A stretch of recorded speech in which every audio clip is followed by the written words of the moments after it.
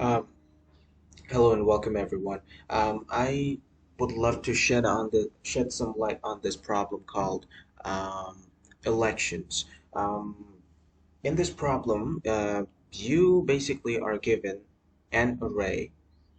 You could call it the candidates array. Each and every index of this array would define the supporter number of that particular candidate. So, for example, here I have an array of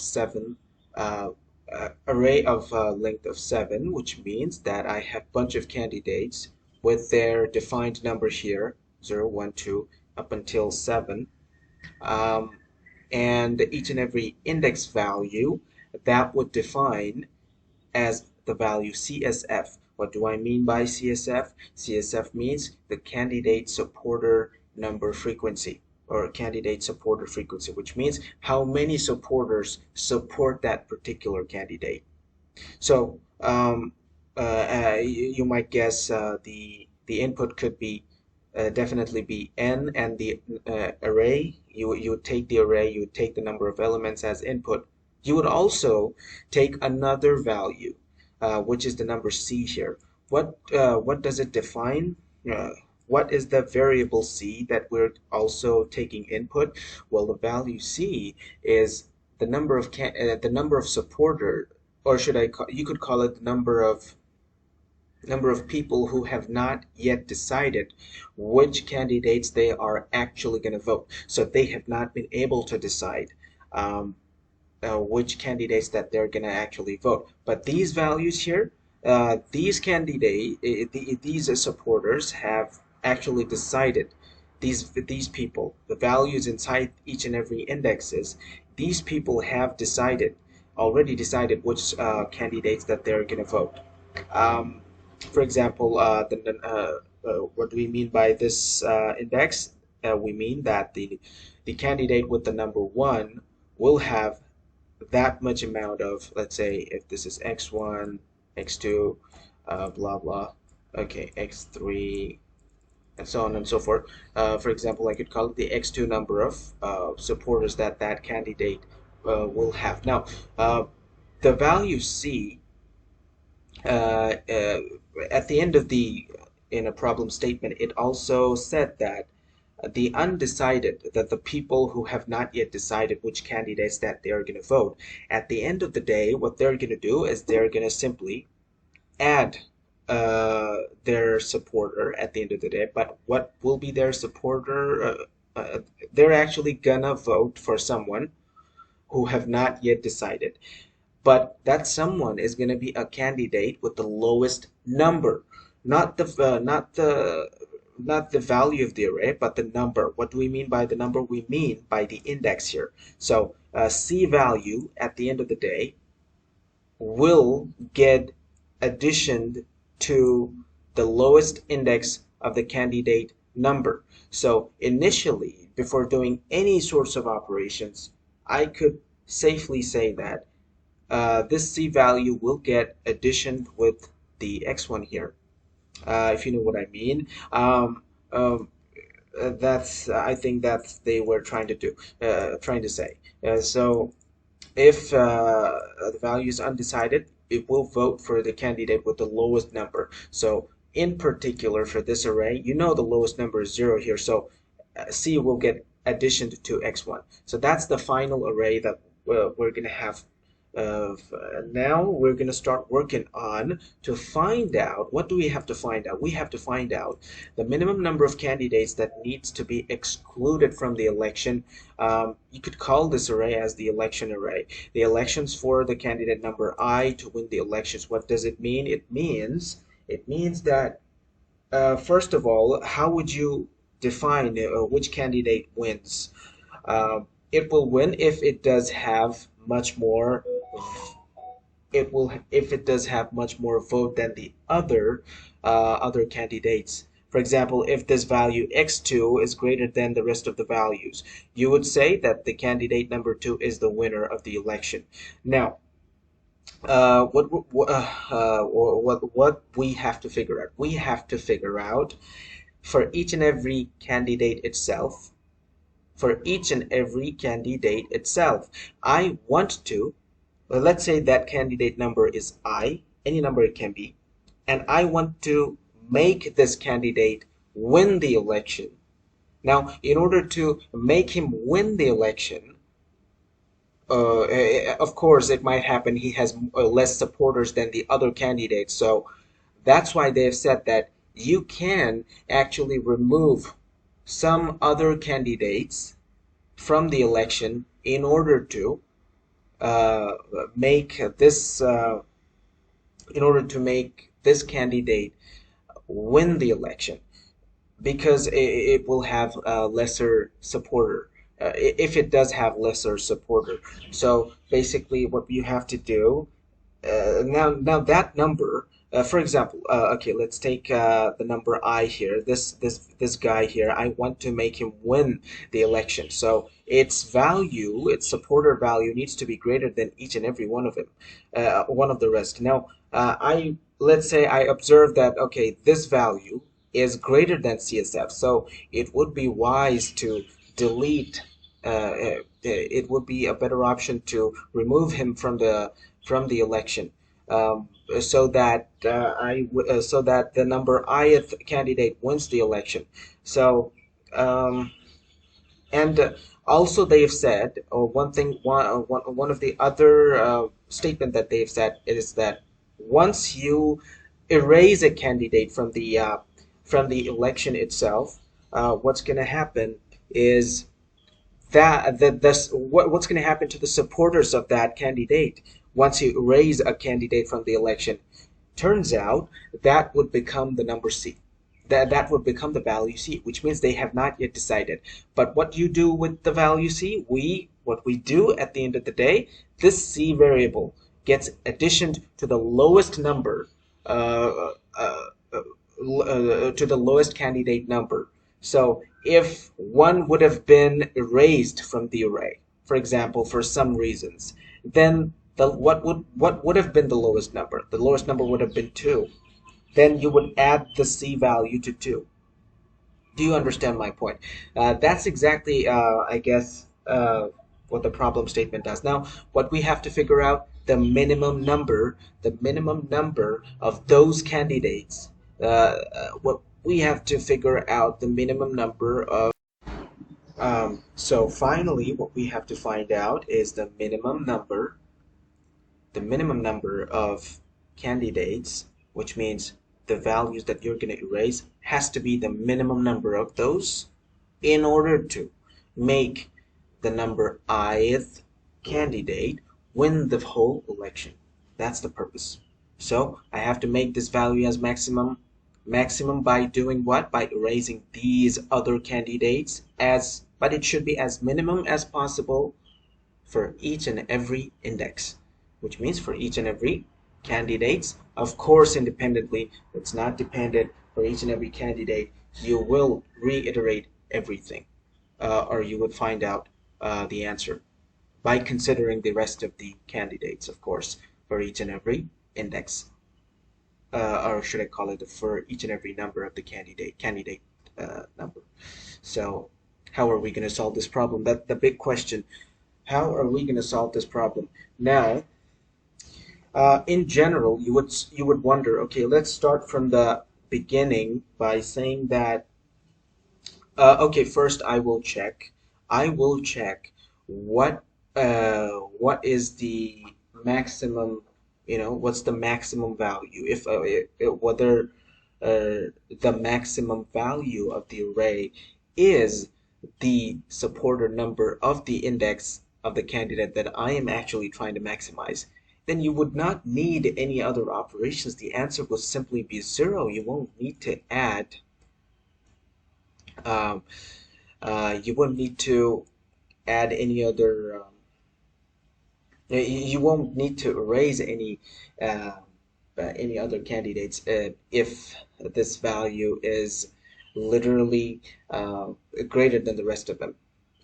So that's one of the things that I can do, and which is basically this. I will take the maximum.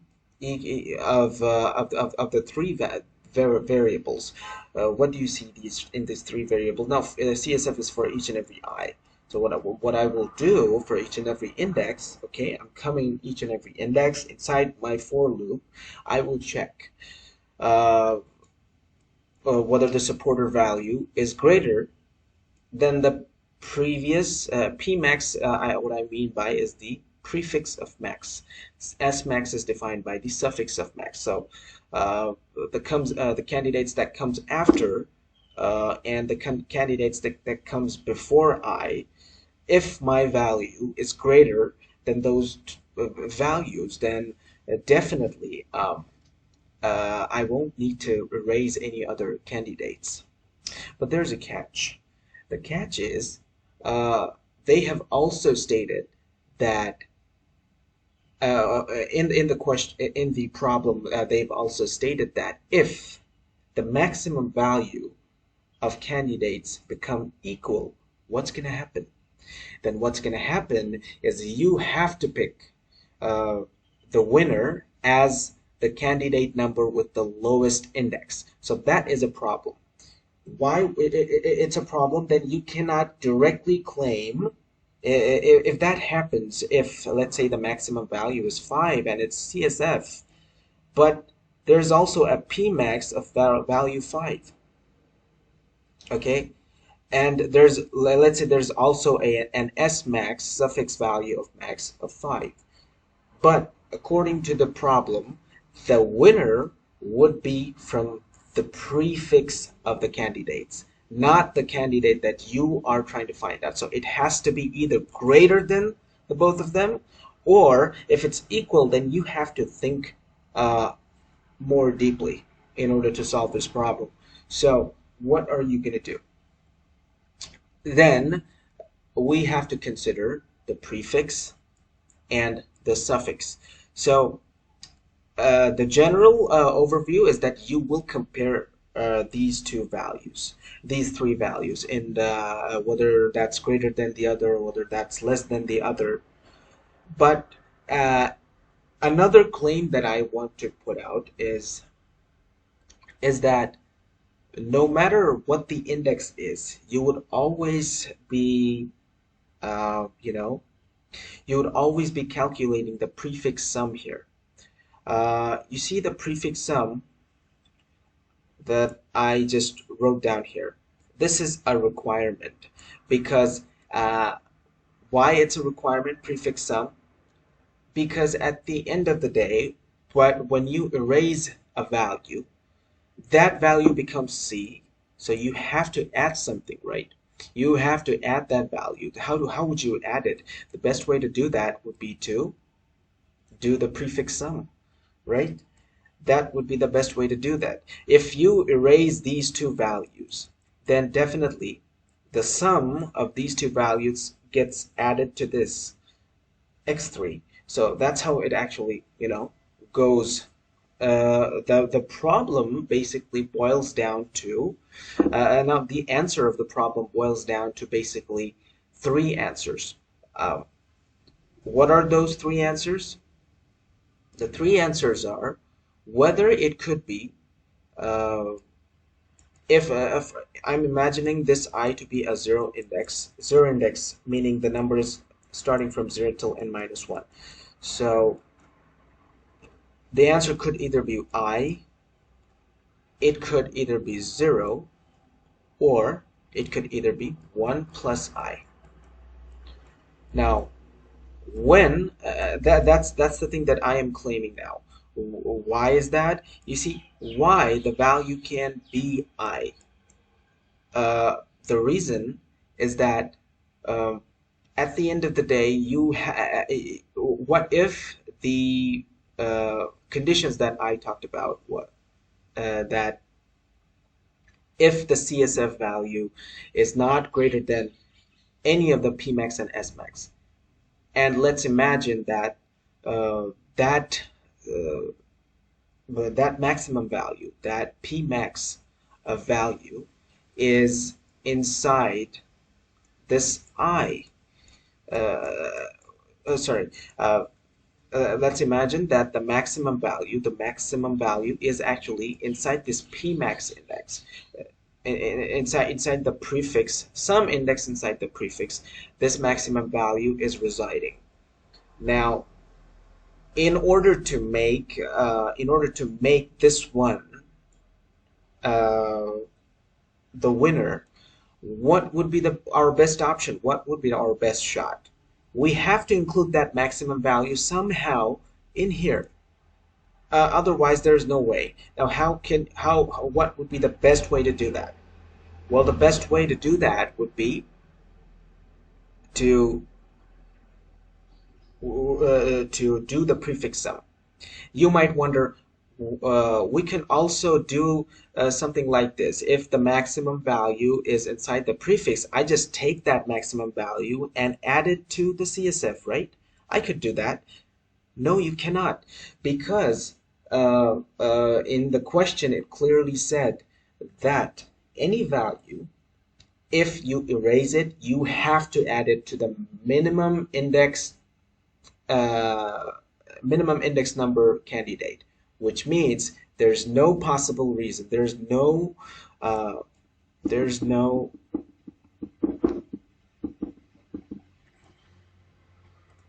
which means there's no possible way.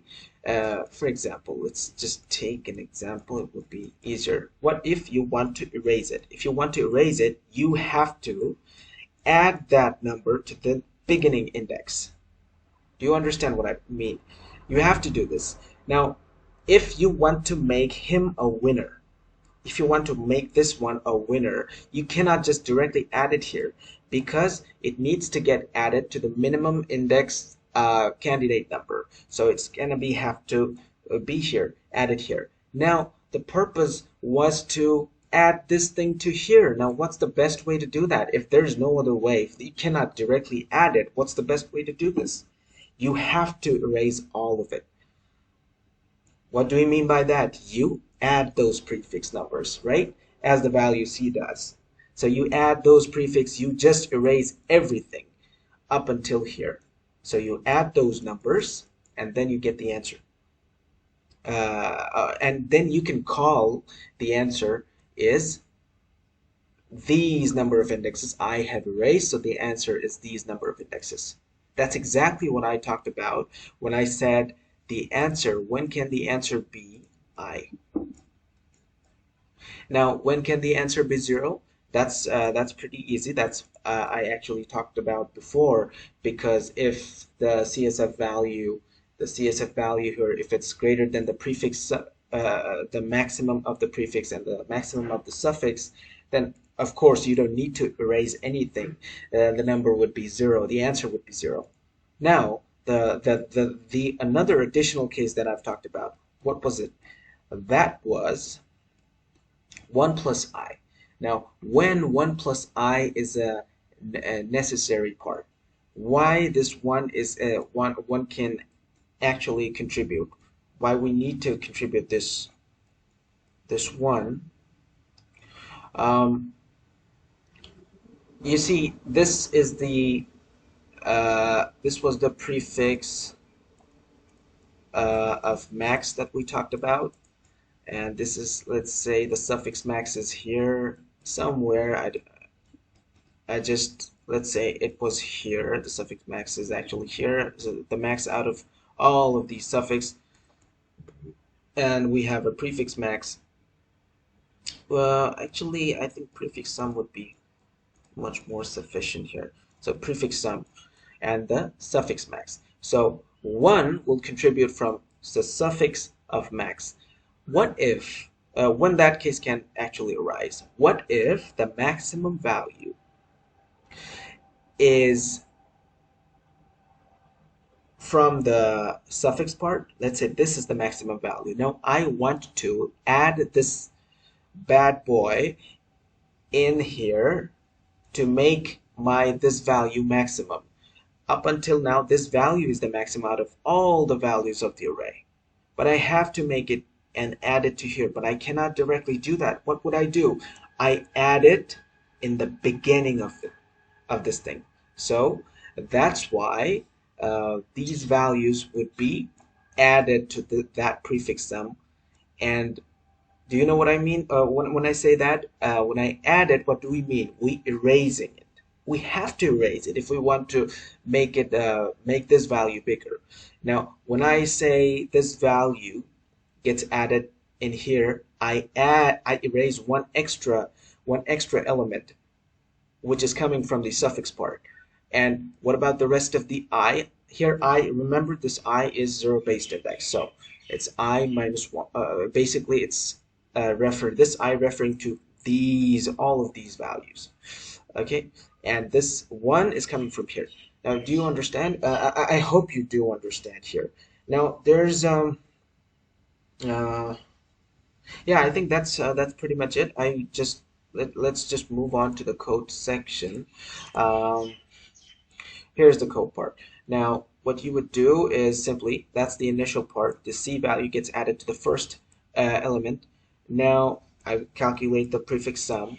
I would also calculate the prefix max and the suffix max as for the reasons that I've already talked about. Now, for each and every index, I will do something. This for I equal to 0 and I equal to n minus 1. These are some of the edge cases if, what would happen if to the left max and the right max, or the prefix sum, uh, if the index is on the any of the beginning or the ending ends, then I won't have to worry about the other side. I will if the endpoint is on the left, then I only care about the suffix part. Otherwise, I care about the prefix part. But that's the important section here. I'm taking out the max and I'm checking if it's equal to the left max. What do we mean when I say that? If the maximum value belongs to the left part, uh, then the answer is I. Why is that? I've already talked about it, and it also considers the condition if what if this lefty value, or should I say the left max value, is also equal to the middleman value. Middleman value is the current value that I'm trying to maximize. What if they're equal? Then I've also managed that condition here, because if they're equal, you would always want to make the leftmost candidate. That will be the winner, but I don't want it to be the winner. What I would have to do if I want to make him winner, I have to erase all the values that are coming before that midly value, which means the current value, of course. Now, what if the max value itself is the current value? Then the answer is 0 that I've talked about. Now, otherwise, you know, here's the thing that uh, you have to deal with. Now, you see this condition here, if y now this condition is that there might be a case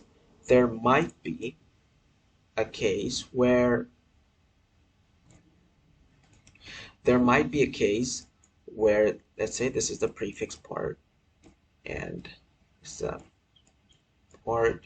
There might be a case that after you erase these values and you put it here, after you do that, it might happen that this value is already greater than the suffix part. I might not need the suffix part, even though the maximum value is coming from here. But I can actually go further than these values by erasing these prefixes and adding it here. It might happen. So what I mean by if this is X, if this is V, and this is O, I know that individually 0 is greater than each and every individual value, this O. But if I erase it, which means if I add this X plus V, then my new value could be greater than 0.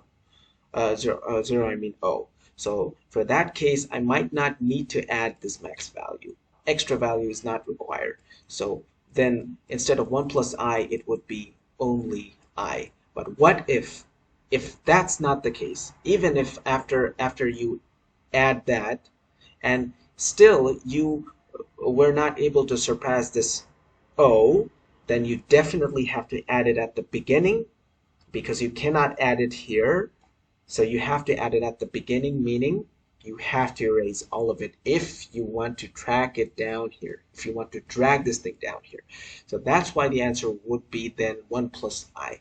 I hope I made you understand. You see that 1 plus I. Yeah. Thank you very much for watching this long video. I should have made it shorter, but I had to explain it comprehensively. So thank you very much for listening.